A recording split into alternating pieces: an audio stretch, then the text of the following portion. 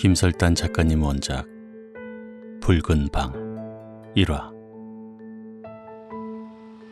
혜주가 아파트에 도착한 것은 자정이 지나서였다.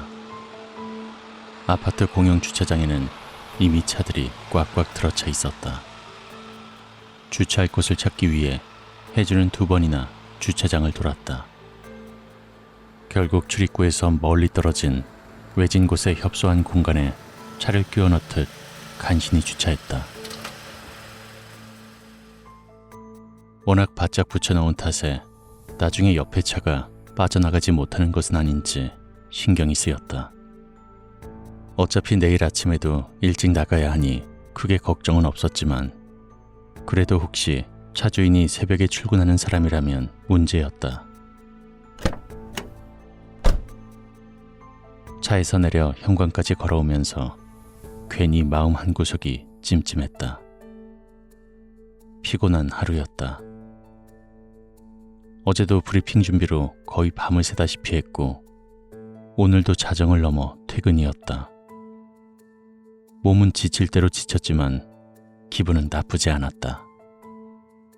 수술도 그렇고 브리핑도 그렇고 막 전문의를 단 의사에게 주어지기 힘든 기회였으니까. 어제 낮 수술에 들어가기 위해 소독을 하고 있는 혜주에게 과장이 갑작스럽게 말을 던졌다. 이 수술 혜주씨가 집도하도록 해요. 네? 제가요? 하지만 과장님께서 하시기로. 혜주씨를 믿으니까 맡기는 거요. 네. 혜주는 약간 쑥스러워하며 대답했지만 속내는 그렇지 않았다. 과장의 갑작스런 지시를 예상하고 있었던 건 아니었다. 대학병원에서 과장급에게 배당된 수술을 전문의가 집도하는 일은 간간이 있지만 이처럼 큰 수술을 맡기는 것은 이례적이었다.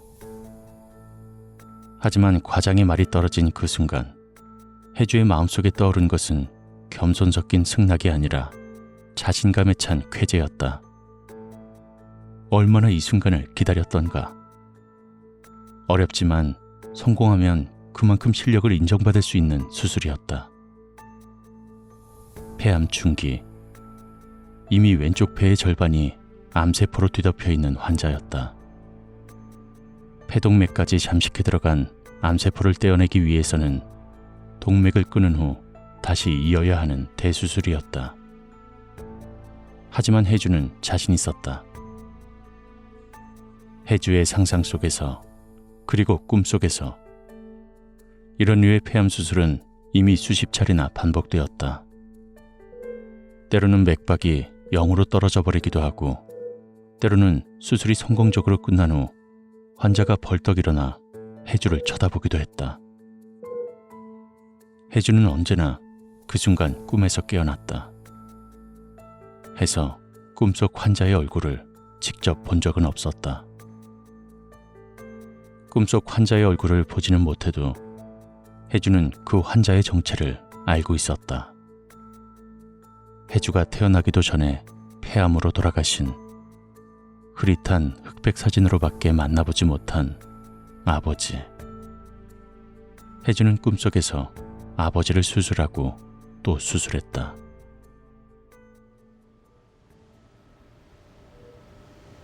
수술 내내 혜주는 자신감으로 가득 차 있었다. 과장조차 혜주의 과감하고 정밀한 손놀림에 놀라는 눈치였다. 혜주는 꿈속에서 하던 대로 기계적으로 손을 움직였다. 예과 시절 젊은 가정의학과 교수에게 들었던 말이 떠올랐다. 지금 이 나라에 가장 필요한 것은 슈바이처나 대단한 의학자가 아니라 염과의 의료 서비스를 제공해 줄 수 있는 잘 훈련된 엔지니어다. 교수의 말은 일반인들이 쉽게 이용할 수 있는 영세 의원의 부족을 지적한 것이었지만 혜주는 이 말을 다른 식으로 받아들였다. 엔지니어. 혜주는 자신이 물컹한 기계의 부속을 만지는 정비공이라고 생각했다. 그리고 될 수만 있다면 F1 경기에 참가하는 전문 엔지니어가 되고 싶었다. 그런 특급 엔지니어가 되기 위한 수련 과정에서 몇몇 부서진 차들을 잘못 만져 영원히 못 쓰는 차가 될 수도 있겠지.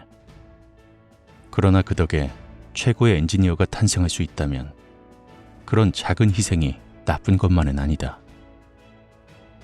해주의 무의식 속에는 그러한 생각이 자리 잡고 있었다. 그런 생각이 있기에 해주는 언제나 과감할 수 있었고 남들보다 먼저 실수에서 많은 것들을 배울 수 있었다. 4시간에 걸친 대수술은 완벽한 성공이었다. 안경이 김이 서릴 정도로 공을 들인 수술을 끝내고 해주는 과장과 함께 수술실을 나섰다. 안절부절 결과를 기다리고 있는 환자 가족들이 눈에 들어왔다. 그들은 과장의 모습이 보이자 용수철처럼 의자에서 일어났다. 선생님, 어떻게 됐습니까? 수술은 성공적입니다. 물론 차후 경과는 지켜봐야겠지만 일단 이번 수술은 대성공이었습니다. 조선원이 아들입니다 하는 소식을 전하듯 과장은 미소를 머금고 그들에게 수술 경과를 전했다. 가족들 사이에서는 안도의 한숨이 흘렀고 부인인 듯 보이는 아주머니는 기억 후 눈물을 흘렸다. 빠른 걸음으로 복도를 빠져나오는 과장과 해주의 뒤로 몇 번이나 감사의 인사가 울려 퍼졌다. 나의 성공이다.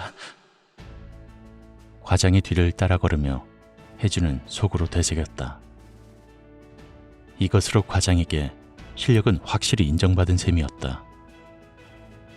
이제 해주 앞에 남은 것은 국내 최고의 외과의로 명성을 쌓아가는 일뿐이었다.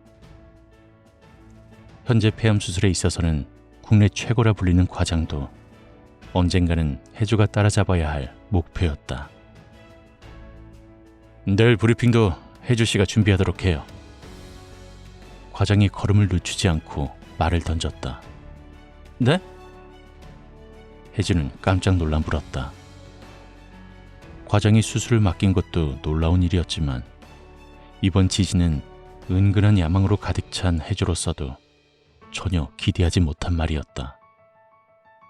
브리핑을 해주가 맡는다면 이 수술이 공식적인 해주의 집도 기록이 된다는 말이었다. 경험뿐만 아니라 작게나마 명성을 쌓을 발판마저 마련되는 순간이었다. 과장님... 해주는 차마 감사하다는 말도 알겠다는 말도 못하고 그 자리에 서버렸다. 해주씨 실력이 있어 보여서 이러는 거야. 고마워할 것 없어요. 과장은 늘 그렇듯 제 할 말만 하고 먼저 걸어가 버렸다. 해주는 그 자리에 멍하게 서 있다가 한참이 지나서야 비로소 정신을 차리고는 기쁨의 탄성을 내질렀다. 지나가는 간호사가 이상하게 쳐다보았지만 어쩔 수 없었다. 해주는 한박 웃음을 띤 채 자신의 방으로 걸음을 옮겼다. 브리핑 준비도 만만치 않았다. 밤을 꼴딱 새다시피 하며 연습을 하고 또 했지만 여전히 긴장을 늦출 수 없었다. 분야의 전문가라는 사람이 죄다 모인 국내 최고 대학의 부속병원이었다. 질문이 칼날처럼 날카로울 수밖에 없었다. 해주는 대학 시절 줄줄 외운 해부학 기본서까지 꺼내 다시 읽어가며 브리핑 준비를 했다. 오늘 오전 정례 브리핑에서 해주는 성공적인 데뷔를 했다. 수술 내용에 대한 자신감도 있었지만 과장의 도움이 컸다. 과장은 시종일관 해주의 재능을 칭찬하며 브리핑 내내 우호적인 분위기를 주도해 나갔다. 막 전문의를 단 해주의 너무 이른 성공에 몇몇은 시기심 어린 눈초리도 보냈지만 과장의 절대적 신임하에 해주는 처음부터 끝까지 막힘없이 브리핑을 해나갔다. 이상 브리핑 마치겠습니다. 말이 떨어지기가 무섭게 과장이 먼저 박수를 쳤다. 브리핑룸 내의 외과 의사들이 따라서 박수를 치고 과장이 또 한 번 치아에 말을 했다. 수고 많았어요, 혜주씨. 역시 훌륭하군요. 감사합니다, 과장님. 혜주는 과장의 인정이 더할 나위 없이 기뻤다. 그 칭찬 한마디가 혜주의 앞날에 빛을 던져준다는 의미도 있었지만 혜주가 진심으로 과장을 존경하는 까닭도 있었다. 과장은 국내 외과 수술 방면에는 전설이었다. 짧은 미국 유학 시절도 있었지만 과장은 거의 모든 수술을 독창적인 방법으로 성공시킨 입지전적 인물이었다. 혜주 역시 그가 성공시킨 여러 수술들을 전문의 과정을 밟는 동안 수차례 목격했다.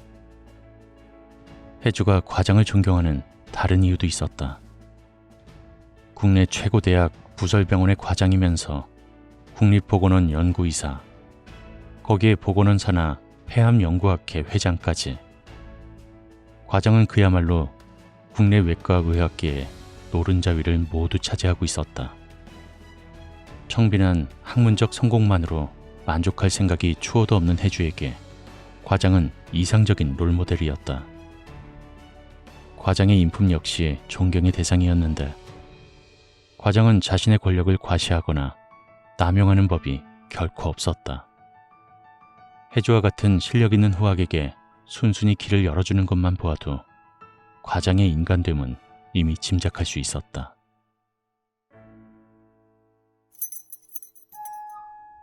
혜주는 차키를 가방 안에 넣으며 엘리베이터에 올랐다.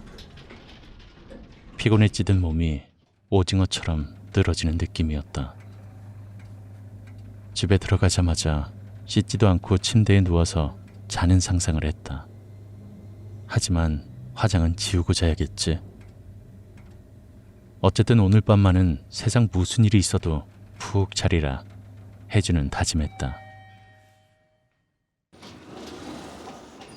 집 앞에 도착한 혜주는 뜻밖의 소포에 쏟아지던 잠이 달아났다. 갈색 크라프트지로 포장된 상자에는 보네니의 주소가 또박또박 적혀 있었다. 경남 밀양시 밀양대학교 석진규? 주소를 읽어나가는 혜주의 눈썹이 위로 올라갔다. 피로 때문에 축 처져 있던 입꼬리 역시 함께 올라갔다. 진규. 어린 시절 혜주와 한 동네에 살면서 초등학교를 같이 다녔던 친구였다. 혜주는 얼른 들어가 소포를 열어보고 싶은 마음에 서둘러 가방에서 집 열쇠를 찾았다. 가방 안에 이것저것이 들어있는 데다 마음까지 급하다 보니 열쇠가 도통 손에 잡히지 않았다. 한참 가방을 뒤적인 끝에 결국 키를 찾았지만 들뜬 나머지 열쇠를 구멍에 맞추는 일조차 쉽지 않았다. 문을 열고 혜주는 허리를 숙여 소포를 들어올렸다. 뭐가 들었는지 약간 묵직한 느낌이 들었다. 혜주는 소포를 들고 서둘러 안으로 들어갔다.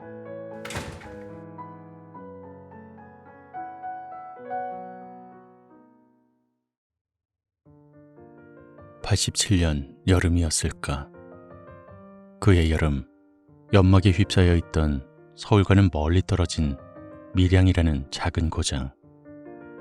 그곳에서 어린 혜주와 진규는 같은 학교를 다니고 있었다. 둘은 초등학교 4학년이었고 한 반의 반장과 부반장이었으며 성적으로 전교 1, 2등을 다투는 사이였다. 혜주가 여자라는 이유로 부반장에, 반대의 이유로 진규는 반장에 낙점되었다. 시골 학교는 그랬다. 성적으로, 성별로 많은 것이 정해졌다. 혜주는 어린 나이에도 그게 불만이었다. 진규와 친하게 지낼 마음이 들지 않았던 이유이기도 했다. 여름방학이 끝나고 2학기 반장과 부반장을 새로 선출하는 날, 혜주는 다시 부반장의 자리에 앉을 수밖에 없었다. 1학기 2번의 시험에서 2번 다 혜주가 진규를 이겼지만 담임선생님은 한사코 사용하는 진규를 억지로 반장 자리에 다시 앉혔다. 역설적이지만 혜주는 그날을 계기로 진규와 친하게 지내기로 결심했다. 시골 초등학교에 어쩔 수 없는 한계에 대한 체념도 있었고, 한편으로는 반장 자리에 욕심 없는 진규의 조용한 성격이 괜찮아 보이기도 했다. 2학기 중간고사 성적이 발표되던 날이었다. 이번 중간고사 1등은 진규다. 평균 97.5점. 반장이 체면을 차렸네. 자, 모두 박수! 아이들은 박수를 쳤고 진규는 늘 그러듯 머리만 긁적였다. 혜주는 4학년 들어 처음으로 진규에게 전교 1등 자리를 내어주었지만 별로 기분이 나쁘진 않았다. 그리고 혜주는 0.2점 차이로 이번엔 2등이구나. 혜주에게도 우리 한번 박수 쳐주자. 아이들은 다시 한번 부러움 섞인 박수를 쳤다. 진규 역시 박수를 치며 혜주를 쳐다보았다. 혜주는 진규와 눈을 마주치며 소리 없이 입으로 축하해라고 신호를 보냈다. 진규는 혜주의 입모양을 읽었는지 고마워라고 답을 해왔다. 그날 오후 진규와 혜주는 늦게까지 학교에 남아 반 친구들의 받아쓰기 시험지를 채점하고 있었다. 시골 학교에서는 과중한 업무에 지친 선생님이 반에서 공부를 잘하는 몇몇 아이들에게 다른 친구들 받아쓰기 채점 같은 소소한 일거리를 맡기는 일이 다반사였다. 전교 1등과 2등이 한 반에서 반장과 부반장을 맡고 있으니 더욱 믿고 맡길만 했다. 낮부터 뛰어다니며 놀던 아이들은 다들 집으로 돌아갔는지 창밖으로 보이는 운동장은 텅 비어 있었고 사방은 고요했다. 혜주와 진규는 창가에 책상을 붙여놓고 마주 앉아 채점을 하고 있었다. 진규가 먼저 자기 몫의 채점을 다하고 붉은 색연필을 책상에 놓았다. 많이 남았어? 도와줄까? 전에도 이런 기회가 있었지만 진규와 혜주는 서로 거의 말을 하지 않았다. 워낙에 혜주가 차갑고 딱딱하게 굴었기 때문이었다. 1학기 때는 반의 남자아이들과 여자아이들 사이에 편이 갈라져 한번 크게 싸운 일도 있어서 그 분위기에 묻혀 서로 말을 주고받기도 어색했던 탓도 있었다. 여태까지는 누군가 먼저 채점을 끝내도 그냥 말없이 기다리기만 했다. 그날 아침 혜주가 보낸 우호적인 메시지가 둘 사이의 서먹함을 없애버렸을까.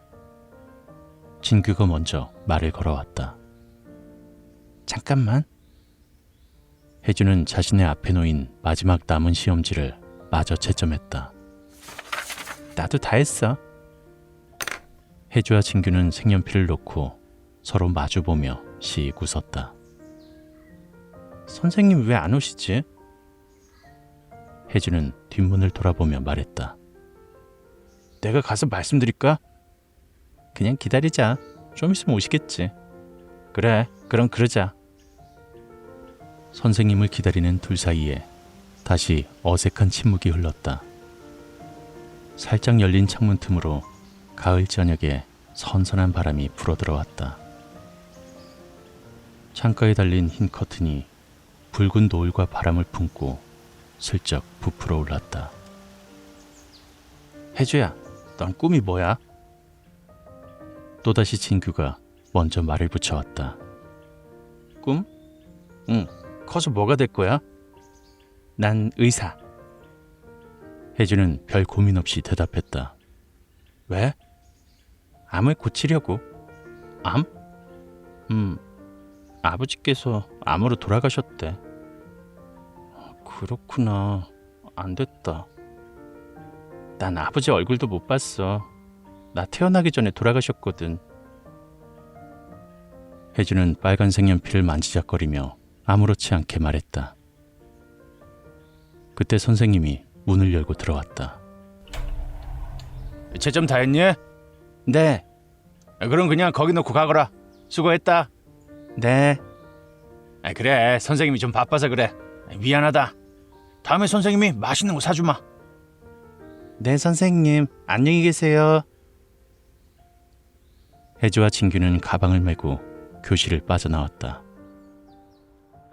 집으로 향하는 기나긴 뚝길을 반 넘어 걸어왔을 때 혜주는 진규에게 같은 질문을 했다.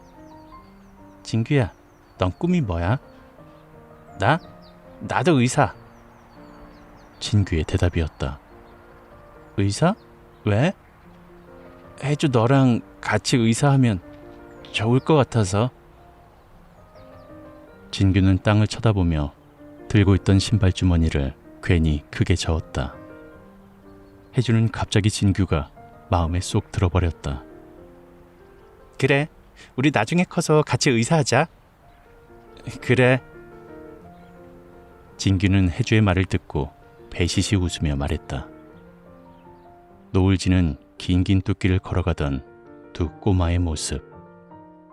이미 20여 년 전의 추억이었다. 그나마 그중 10년은 서로 연락이 끊긴 채 각자의 길을 달려왔다. 오늘 혜주의 문 앞에는 10년의 세월을 뛰어넘어 진규의 소포가 도착해 있었다. 혜주는 조심스럽게 가위로 소포의 포장을 잘랐다. 박스를 열자 안에는 편지가 들어있는 봉투 하나와 드링크제 한 통이 들어있었다. 혜주는 얼른 봉투를 뜯어보았다. 혜주에게 안녕, 잘 있었어? 이렇게 불쑥 소포를 보내서 놀랐지? 서로 연락이 끊긴 지도 10년이 넘었네. 잘 지내고 있는지 모르겠다. 의사 됐다며 네 소식 들었어. 난 여기 대학에서 연구를 하고 있어. 산학협동으로 얼마 전에 드링크제 하나를 개발했는데 식약청 허가도 떨어졌고 이제 상품화하는 일만 남았거든. 내가 연구하는 동충하초라는 건데 암 예방에 탁월한 효과가 입증됐어. 나한테 이 샘플을 보내주고 싶더라고. 네가 의사가 돼서 암을 고치겠다고 하던 그 말이 아직 기억나. 나도 함께 하기로 했는데 결국 그렇게 못했지. 하지만 나는 나대로 새로운 접근법을 찾았어. 언제 한번 서로 만나서 얼굴 보고 이야기 좀 나눴으면 좋겠다. 드링크 한번 마셔봐. 다음에 다시 연락할게. 안녕. 석진규. 짧은 편지였지만 혜주에게 어린 시절의 감상을 불러일으키기엔 충분했다. 20년 전의 약속을 지키기 위해 연구를 하고 있다는 진규의 편지에서는 그 시절 기나긴 뚝길에 냄새가 나는 것 같았다. 한편으로는 혜주 자신이야말로 아직 약속을 지키지 못한 것이 아닌가 하는 자책감이 들었다. 혜주는 드링크가 든 박스를 열었다. 시중에서는 보지 못한 박스였다. 안에 든 병에는 상표도 붙어있지 않았다. 판매되지 않은 시제품인 것이 표가 났다. 뚜껑에만 동충하초라는 글씨가 쓰여 있었다. 혜주는 한 병을 따서 꿀꺽 마셔버렸다. 쌉싸름한 맛이 나는 것이 시중에 파는 드링크 제품과 딱히 차별되는 것은 없었다. 혜주의 휴대폰이 울린 것은 그때였다. 가방 속에 든 휴대폰을 찾느라 혜주는 가방을 죄다 털어야 했다. 허겁지겁 휴대폰을 열어 전화를 받았을 때 들린 목소리는 과장이었다. 혜주씨, 나 최 과장이요. 아, 네, 과장님. 이런 늦은 시간엔 무슨 일로... 과장의 음성이 약간 떨리는 것처럼 들렸다. 좀처럼 긴장하는 법이 없는 과장인데.